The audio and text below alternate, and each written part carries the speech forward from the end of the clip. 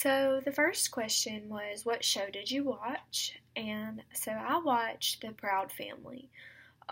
It was created in 2001 on September 15th, so it's kind of been a long, long time. Uh, but it's about African American groups. I feel like that's the audience that it was trying to relate to. However, I don't just think it's limited to that. I just feel like, in general, that's what it was about. About, seeing inside the African American culture and stuff like that. However, I also believe that it was just simply for entertainment. Which is a good show, I watched it as a kid, and I know others have as well.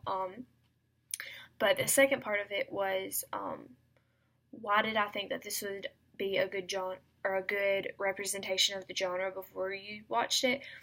I really thought that this was a good part of genre. Like, I thought it was really good, but just because it was a comedy and it was a cartoon. So animated comedy, kind of easy, just pick a cartoon, but it's not.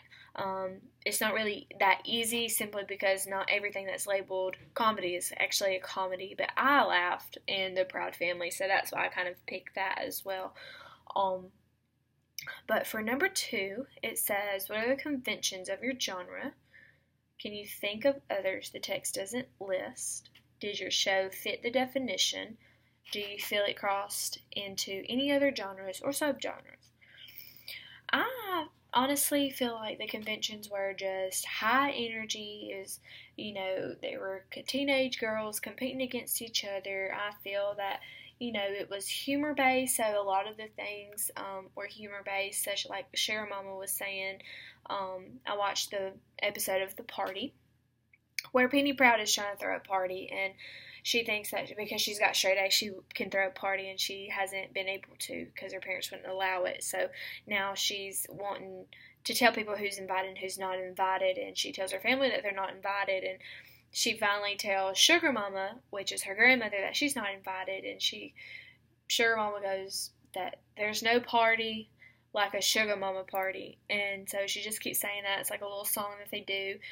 And so I feel like that kind of is just like getting people in the groove of how Sugar Mama is, and I feel like that created humor in them and created, laughter within the audience simply because of the convention in itself was to allow and make the watcher, the viewer, laugh in a way that was relatable because of what she was doing, how she was. I also think that this show also kind of goes into more of a drama. And I say drama, but it's not like what you think as dramas today. I just feel like there's, like the teenage girls competing against each other. That's kind of like a little bit of drama. Like you would kind of see that in like a chick flick or something like that, or Mean Girls, I would say. Not really sure where that would fall into, but that's how I view that. However, it's also a family drama. Like it's a family, not a family drama, but a family episode and a family show. So it's animated comedy and a family, and that's what it told me when I looked it up. So I think the subgenre would probably just family shows, if that is one. Now number 3 is, what do you think of this type of show? This type of show I think is really good. Like I said, I watched it when I was a kid. My mom let me watch it, and I just loved it. I enjoyed listening to it. I enjoyed watching it. It was funny to me. Sometimes I probably didn't understand it, but I thought it was funny because I didn't understand it, stuff like that. But that type of show, I feel like, is really a good representation of African American culture, not just to stereotype things, and that's how a lot of people take that. Proud Family has been stereotyped. And that's what it was made for. And I've read that too on the critics page of all of the stuff that I was reading about on it. However, I don't view it as that. I view it as somebody who just wanted to make a TV show who needed to make money. Really, that's all I view it as. But as far as would I normally watch it, I would say, yeah, I would normally watch it if it still came on TV.